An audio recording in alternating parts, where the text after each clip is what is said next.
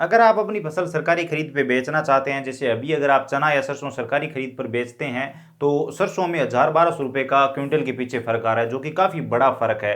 तो एमएसपी पर आप अगर फसल बेचते हैं, तो कुछ लोगों को यहाँ पर ये दिक्कत है कि इसका पेमेंट लेट आता है। तो ऐसा कुछ नहीं है, 10 से 12 दिनों में आपके अकाउंट में पैसे आ जाते हैं। अब चलिए बात करते हैं कि सरकारी खरीद पर फसल बेचने के लिए आपको क्या-क्या करना होगा, किस तरह से टोकन कटेगा और कौन-कौन से डॉक्यूमेंट चाहिए होंगे। डॉक्यूमेंट की बात करें तो आपको P35 वाली गिरदावरी चाहिए होती है, वो आपको आपके पटवारी से मिल जाएगी। वहाँ से आप गिरदावरी ले लीजिए, इसी के साथ जन आधार कार्ड चाहिए होगा और जन आधार कार्ड में किसान का बैंक खाता अपडेट होना चाहिए, क्योंकि पेमेंट भी उसी बैंक खाते में आता है और अगर आप टोकन काटते वक़्त बैंक खाता चेंज करना चाहते हैं तो चेंज नहीं हो पाएगा, क्योंकि जन आधार कार्ड में जो खाता अपडेट होगा वही वहाँ पर दिखाई देगा। तो आपके पास जन आधार कार्ड और गिरदावरी होनी चाहिए, उसके बाद आप किसी भी मित्र धारक से ये टोकन कटवा सकते हैं। चलिए आज की वीडियो में कंप्लीट डिटेल में देखते हैं कि ये टोकन कैसे काटे जाते हैं। इसके लिए सबसे पहले ई मित्र को लॉग इन करेंगे, यूटिलिटी टाइप सर्विस पे क्लिक करेंगे, यहाँ पर सर्च करेंगे राजफेड।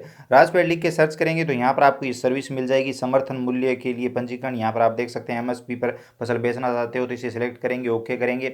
ओके करने के बाद आप इस पोर्टल पे आ जाएंगे। यहाँ पर कंप्लीट डिटेल में बताया गया है कि सुबह 9 बजे से 7 बजे तक आप ये पंजीकरण कर सकते हैं, रजिस्ट्रेशन कर सकते हैं। और यहाँ पर अगर कोई भी गलती रहती है या फिर बिना गिरदावरी के आवेदन किया जाता है तो पूर्ण जिम्मेवारी ई मित्र धारक की होगी। और इसी के साथ यहाँ पर बताया गया है कि एक जन आधार कार्ड से एक ही आवेदन होगा। इसके अलावा और भी यहाँ पर कई वार्निंग दी हुई है, तो आप अगर आवेदन कर रहे हैं तो एक बार ये ज़रूर पढ़ लीजिए ताकि आपको आगे चलकर कोई भी दिक्कत ना आए। इसी के साथ तुलाई कैसे होगी, कब होगी, वो सब यहाँ पर कुछ बताया गया है, वो आप पढ़ लीजिए। उसके बाद आपको रजिस्ट्रेशन करना होगा। तो अभी जो रजिस्ट्रेशन चल रहे हैं वो चना और सरसों के लिए चल रहे हैं, तो आप इस वाले ऑप्शन पे क्लिक करेंगे रजिस्ट्रेशन के लिए। यहाँ पर बताया गया है कि चना और सरसों का फॉर्म सावधानी से भरें एवं किसान का पंजीकरण उसी किसान का पंजीकरण करें जिसके नाम से गिरदावरी है, तो यहाँ पर ओके करेंगे। उसके बाद अगर यहाँ पर बताया गया है कि अगर टोकन नहीं कटता है तो वो भी जिम्मेवारी ई मित्र धारक की होगी, तो यहाँ पर ओके करेंगे। उसके बाद यहाँ पर आप Jan Aadhaar card enrolment number, Jan Aadhaar संख्या, आधार नंबर या फिर भामाशाह कार्ड जन आधार रसीद संख्या दर्ज कर सकते हैं। हम यहाँ पर जन आधार कार्ड नंबर दर्ज कर देते हैं। जन आधार कार्ड नंबर दर्ज करते हैं, यहाँ पर आप देखेंगे जन आधार कार्ड में जितने भी सदस्य वो आ जाते हैं। जिस सदस्य के नाम से आप टोकन काटना चाहते हैं उसे सेलेक्ट करेंगे और सेलेक्ट करे पे क्लिक करेंगे। बायोमेट्रिक वाला ऑप्शन आ जाएगा, आप चाहें तो सामने वाले का बायोमेट्रिक ले सकते हैं, किसान का। अगर किसान उपलब्ध नहीं है और आप ओटीपी वाला ऑप्शन लेना चाहते हैं तो आप 2-3 बार क्लोज करेंगे, दोबारा से सिलेक्ट करे पे क्लिक करेंगे तो ओटीपी का ऑप्शन आ जाएगा।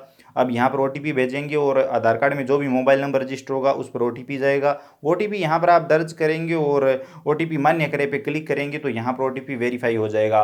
यहाँ पर ओटीपी वेरीफाई होते ही यहाँ पर आपको फसल ले जाने वाले का नाम दर्ज करना है, कौन व्यक्ति फसल बेचने के लिए लेकर जाएगा वो यहाँ पर नाम भर देंगे। बाकी सारी डिटेल यहाँ पर ऑटोमेटिक जन आधार कार्ड से आ जाती है। तो यहाँ पर आप खाता नंबर वगैरह एक बार चेक जरूर कर लीजिए, क्योंकि अगर कोई भी कमी होती है तो बाद में आपको दिक्कत आ सकती है। बाकी bank account Jan Aadhaar card से ही आता है, यहाँ पर चेंज नहीं होगा।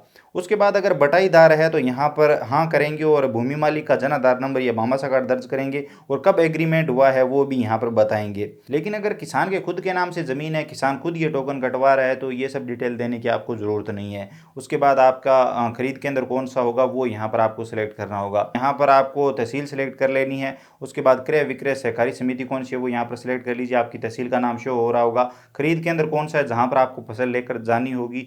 ये सब डिटेल भरने के बाद आप यहाँ पर पटवार हल्का चुनेंगे जहाँ पर आपकी ज़मीन है, जो आपने गिरदावरी ले रखी है। तो यहाँ पर चलिए हम पटवार हल्का सेलेक्ट कर लेते हैं, आप अपने हिसाब से सिलेक्ट कर लीजिए। उसके बाद ग्राम कौन सा है जहाँ पर ज़मीन है वो सिलेक्ट कर लेंगे। खाता नंबर गिरदावरी में होंगे वो दर्ज कर दीजिए। कुल कितने खसरे हैं गिरदावरी में वो यहाँ पर बता दीजिए, 1 है 2 है, जितने भी खसरे वो यहाँ पर लिख दीजिए। खसरा नंबर यहाँ पर लिख दीजिए, जो भी खसरा नंबर गिरदावरी में लिखा हुआ है। कौन सी फसल यहाँ पर तुलवाना चाहते हैं वो सिलेक्ट कर लीजिए और यहाँ पर कितने क्षेत्र में बुआई हो रखी है हेक्टर में वो यहाँ पर बताएंगे, ये भी गिरदावरी में लिखा होता है। सब ये डिटेल गिरदावरी में होगी तो वहाँ से देखकर लिख दीजिए। यहाँ पर गिरदावरी अपलोड करेंगे पीडीएफ फॉर्मेट में, साइज 150 KB से कम होना चाहिए, ये बात आपको ध्यान में रखनी है। पीडीएफ में ही अपलोड होगी तो वो यहाँ पर आप अपलोड कर दीजिए। उसके बाद गिरदावरी पर पटवारी एक मोहर लगा कर देता है, उस मोहर में P35 क्रमांक भी लिखे होते हैं, वो यहाँ पर P35 क्रमांक आपको बताने होंगे। इसी के साथ P35 क्रमांक वो मोहर में देखकर लिख दीजिए। इसी के साथ किस दिन वो गिरदावरी जारी हुई है वो डेट भी वहाँ पर मेंशन होती है, तो वो भी यहाँ पर आप सेलेक्ट कर लेंगे अपने हिसाब से। चलिए मैं यहाँ पर सिलेक्ट कर लेता हूँ इस तरह से। तो डेट यहाँ पर बता देंगे। उसके बाद भूमि विवरण जोड़े पे आपको क्लिक करना है, ये सब डिटेल भर के। जैसे ये डिटेल भर के भूमि विवरण जोड़े पे क्लिक करेंगे तो यहाँ पर आपकी सारी डिटेल सेव हो जाएगी। तो चलिए हम यहाँ पर सेव कर देते हैं। यहाँ पर आप देख सकते हैं ज़मीन की डिटेल ऐड हो चुकी है, ओके करेंगे। यहाँ पर ज़मीन की डिटेल आ चुकी है। अगर कुछ भी बदलाव करना चाहते हैं तो आप कर सकते हैं। रिकॉर्ड सेव करेंगे, रिकॉर्ड सेव करे पे क्लिक करेंगे तो यहाँ पर आपका रिकॉर्ड सेव हो जाएगा। यहाँ पर आप देख सकते हैं किसान का डेटा सफलतापूर्वक सेव हो गया और यहाँ पर रजिस्ट्रेशन नंबर भी मिल चुके हैं। ये रजिस्ट्रेशन नंबर मिलने के बाद आपको रिसिप्ट प्रिंट करनी है। तो यहाँ पर पहले ये जरूर आना चाहिए, ये बात ध्यान में रखना। प्रिंट रिसिप्ट पे क्लिक करेंगे, प्रिंट रिसिप्ट पे क्लिक करते प्रिंट का ऑप्शन आ जाएगा। डायरेक्ट जो प्रिंट का ऑप्शन आ रहा है इस पर क्लिक करके यहाँ पर जो फाइनल प्रिंट आउट है वो ले लेंगे और किसान को दे देंगे। ये प्रिंट आउट किसान को संभाल कर रखना है क्योंकि आगे भी इसकी ज़रूरत पड़ सकती है। और जब भी किसान का नंबर आएगा तो किसान के पास SMS आएगा, सूचना मिल जाएगी कि आज आपका नंबर है और आज आपको जाकर वहाँ पर फसल की तुलाई करानी है। अब यहाँ पर ध्यान ये रखना है कि जितना जल्दी आप टोकन कटवाएंगे शायद उतना ही जल्दी आपका नंबर भी आएगा। और हाँ, नंबर आने के बाद किसान वहाँ पर फसल लेकर जाएगा, वहाँ पर बायोमेट्रिक वगैरह का सारा सिस्टम होगा और फसल की तुलाई होगी। और उसके 10 से 15 दिनों या 20 दिनों के अंदर अंदर जन आधार कार्ड में जो खाता लगा हुआ है उसमें किसान का पेमेंट आ जाएगा। तो ये पूरा प्रोसेस होता है सरकारी खरीद पर MSP पर फसल बेचने का और टोकन कटवाने का। आई होप आपको ये वीडियो इन्फॉर्मेटिव लगा होगा, पसंद आया होगा। वीडियो पसंद आया तो लाइक करिए, अपने दोस्तों के साथ शेयर जरूर करिए। चैनल पर नए हो तो सब्सक्राइब करके बेल आइकन प्रेस कर लीजिए ताकि आने वाले सभी वीडियो आप सबसे पहले देख पाएं और नई अपडेट के बारे में जान पाएं। इसके अलावा अगर आपके मन में कोई भी सवाल या सुझाव है, आप कुछ भी जानना चाहते हैं, बताना चाहते हैं, आपके मन में कोई भी कंफ्यूजन है तो आप बेझिझक कमेंट सेक्शन में लिख सकते हैं। चलिए मिलते हैं किसी नई वीडियो में नई अपडेट के साथ। चैनल को सब्सक्राइब जरूर कर लीजिए हर अपडेट जानने के लिए।